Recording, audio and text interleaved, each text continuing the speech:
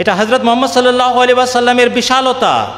তিনি ক্ষমতাধর রাজাধিরাজ হওয়ার পরও কোনো দিন তার ধর্মের ব্যাপারে কোনো ধরনের বল প্রয়োগ করেননি। কেন? তিনি বিশ্বাস করতেন ধর্ম সুন্দর, এবং সুন্দরকে কোনো রকমের বল প্রয়োগ করে মানুষকে আকর্ষণ করতে হয় না, আপনা আপনি মানুষ তার দিকে আকৃষ্ট হয়। আমি চলে আসি ধর্মীয় উগ্রবাদ এবং ইসলামী শিক্ষা এই প্রসঙ্গে আমার বক্তব্যে। ইসলাম ধর্ম একটি পরিপূর্ণ জীবন বিধান জগতের সামনে উপস্থাপন করেছে। ব্যক্তিগত পর্যায়ে শান্তি স্থাপন, পারিবারিক পর্যায়ে শান্তি স্থাপন, সামাজিক এবং জাতীয় পর্যায়ে শান্তি স্থাপন এবং আন্তর্জাতিক পর্যায়ে শান্তি স্থাপন, ধাপে ধাপে সমস্ত বিষয়ে ইসলাম ধর্মের শিক্ষা প্রদান করা আছে।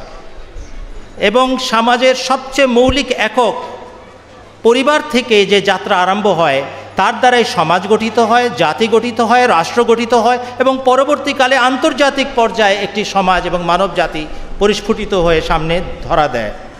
আরম্ভ করছি ব্যক্তিগত শান্তির বিষয় দিয়ে। কিভাবে ইসলাম আরম্ভ করে? সবচেয়ে মৌলিক বিষয় দিয়ে। বলা আছে, তুমি ততক্ষণ পর্যন্ত শান্ত হবে না হে আমার সৃষ্টি, যতক্ষণ পর্যন্ত স্রষ্টার সাথে তোমার সম্পর্ক না হয়। তুমি যদি তোমার আল্লাহকে চেনো, তোমার আত্মা প্রশান্ত হবে, এবং এই কারণেই তোমাকে আমি শিক্ষা দিচ্ছি, আমি আছি। আমার প্রেরিত পুরুষদের মাধ্যমে আমি তোমার কাছে ধরা দিচ্ছি, আমার বাণীর মাধ্যমে আমি তোমার কাছে ধরা দিচ্ছি, আমার নিদর্শনের মাধ্যমে আমি ধরা দিচ্ছি, তোমার দুয়ার কবুলিয়তের মাধ্যমে আমি তোমার সাথে কথা বলছি, তোমার সাথে আমার যোগাযোগ করছি, অতএব তুমি শান্ত হও। যে মানুষ তার স্রষ্টার সাথে যোগাযোগ রাখে সে প্রশান্ত হয়, সে প্রশান্ত হয় এবং তার আত্মা প্রশান্ত আত্মা হয়। আর এটার দিকে বারবার কোরআন শরীফ আমাদেরকে আহ্বান জানাচ্ছে, হে মানুষ, শান্তি চাইলে আল্লাহর সাথে জীবন্ত সম্পর্ক গড়ে তোলো। বাহ্যিকভাবেও শান্তির কথা বলা আছে কোরআন শরীফে, এবং একই কথা বলা আছে হাদিস শরীফে।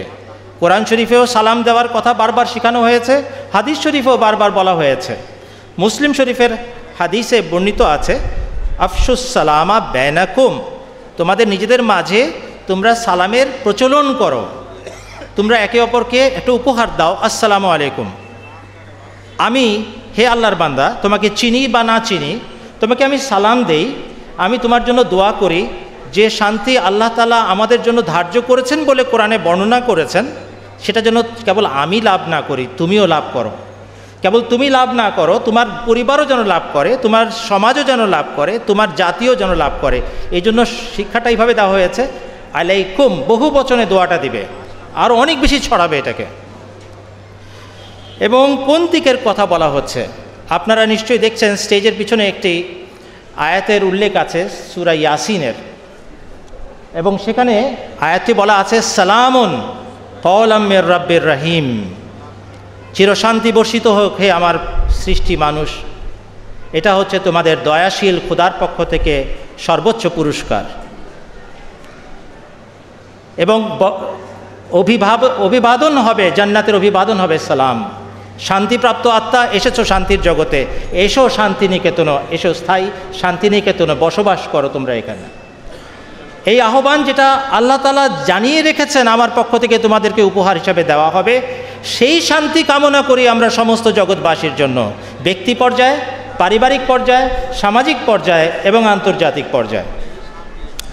হযরত মুহাম্মদ মুস্তাফা সাল্লাল্লাহু আলাইহি ওয়াসাল্লাম বলেছেন, আল মুসলিমু মান সালামা আল মুসলিমুনা মিন লিসানিহি ওয়া ইয়াদিহি, প্রকৃত মুসলমান সেই যার হাতের এবং মুখের অনিষ্ট থেকে, অর্থাৎ যার কাজ এবং কথার অনিষ্ট থেকে অন্যান্য মানুষ এবং মুসলমানরা নিরাপদ।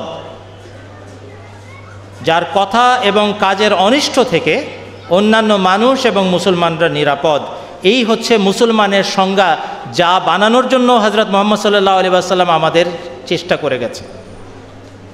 বড়ই আক্ষেপ, আমাদের নবী, বিশ্বনবী হযরত মুহাম্মদ মুস্তাফা সাল্লাল্লাহু আলাইহি ওয়াসাল্লাম রাহমাতুল আলামিন হিসেবে এসেছিলেন, কিন্তু তার প্রতি আরোপিত হয়েও একদল এক শ্রেণীর অদ্ভুত ধর্মান্ধ পৃথিবীতে জন্মগ্রহণ করেছে, যারা মহানবী সাল্লাল্লাহু আলাইহি ওয়াসাল্লামের শিক্ষার থেকে সম্পূর্ণভাবে বিচ্যুত হয়ে বিপরীত পথ অবলম্বন করে নিজেদেরকে মুসলমান বলে দাবি করছে। আর দুর্নাম করছে বিশ্বনবী হজরত মুহাম্মদ সাল্লাল্লাহু আলাইহি ওয়াসাল্লামের, যিনি কোনো দিন এই কথা স্বীকার করেন নাই ধর্মের ব্যাপারে কখনো কোনো উগ্রতা, কোনো সন্ত্রাসের সুযোগ আছে।